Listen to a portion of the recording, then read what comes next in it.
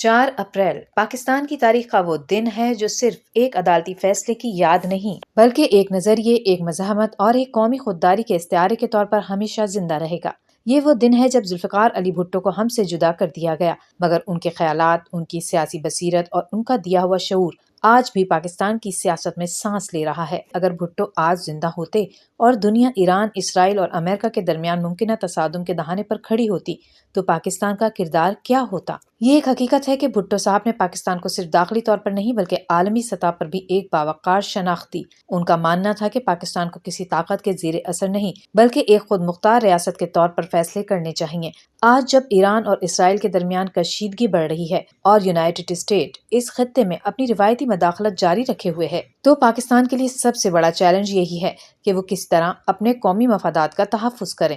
اگر بھٹو آج زندہ ہوتے تو وہ کبھی بھی پاکستان کو کسی جنگی بلاک کا حصہ نہ بننے دیتے بلکہ ایک فعال اور متوازن سفارتی کردار ادا کرتے۔ بھٹو صاحب کی خارجہ پالیسی کا بنیادی نقطہ یہ تھا کہ پاکستان کو مسلم دنیا کے ساتھ مضبوط تعلقات رکھنے چاہیے، مگر اس کا یہ مطلب ہرگز نہیں تھا کہ پاکستان اپنی خود مختاری کو گروی رکھ دے۔ ایران کے ساتھ ہمارے تاریخی، مذہبی اور جغرافیائی تعلقات ہیں اور بھٹو صاحب ان تعلقات کو مزید مضبوط بنانے کے حامی ہوتے۔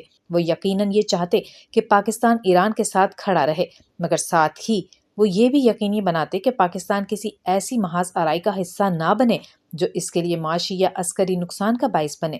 اسی طرح اسرائیل کے حوالے سے پاکستان کا موقف ہمیشہ اصولی رہا ہے اور وہ فلسطینی عوام کے حق خود ارادیت کی حمایت کرتا ہے۔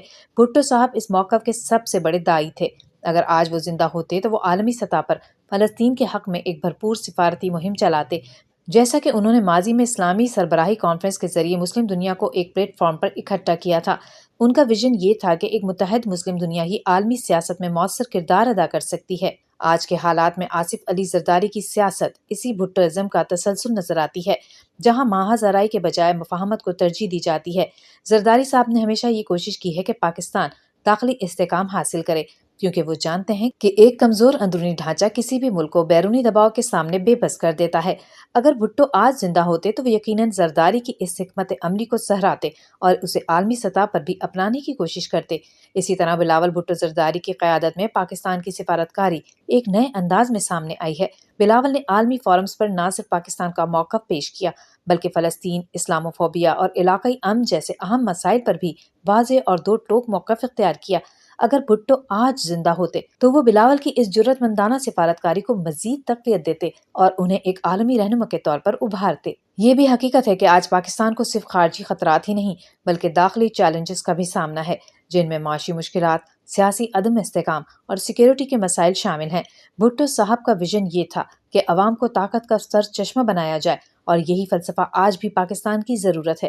پاکستان پیپلز پارٹی اسی نظریے کے تحت عوامی فلاح، جمہوریت اور خود مختاری کے اصولوں پر کاربند ہے۔ اگر ہم موجودہ عالمی صورتحال کا جائزہ لیں تو یہ واضح ہوتا ہے کہ ایک بڑی جنگ کا خطرہ منڈلا رہا ہے، اور ایسے میں پاکستان کے لیے سب سے اہم چیز یہ ہے کہ وہ اپنی غیر جانبداری برقرار رکھے۔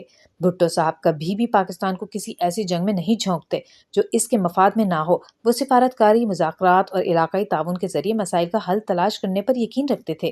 آج ہمیں اسی بھٹوازم کی ضرورت ہے، جہاں پاکستان ایک ذمہ دار ریاست کے طور پر عالمی امن کے لیے کردار ادا کرے۔ ہمیں نہ صرف اپنے علاقائی تعلقات کو بہتر بنانا ہوگا بلکہ عالمی سطح پر بھی ایک متوازن اور باوقار پالیسی اپنانا ہوگی۔ یہی وہ راستہ ہے جو بھٹو صاحب نے ہمیں دکھایا تھا، اور یہی راستہ آج بھی پاکستان کے لیے سب سے موزوں ہے۔ 4 اپریل ہمیں یہ یاد دلاتا ہے کہ رہنما جسمانی طور پر رخصت ہو سکتے ہیں مگر ان کے نظریات ہمیشہ زندہ رہتے ہیں۔ پاکستان پیپلز پارٹی آج بھی اسی نظریے کی امین ہے اور آصف علی زرداری اور بلاول بھٹو زرداری کی قیادت میں پاکستان کو ایک مستحکم، خود مختار اور باوقار ریاست بنانے کے لیے کوشاں ہے۔ اگر ذوالفقار علی بھٹو آج زندہ ہوتے تو وہ شاید یہی کہتے کہ پاکستان کو اپنی طاقت اپنی عوام، اپنی خود مختاری اور اپنی دانش مندانہ سفارتکاری میں تلاش کرنی چاہیے، نہ کہ کسی اور کی جنگ میں حصہ بن کر۔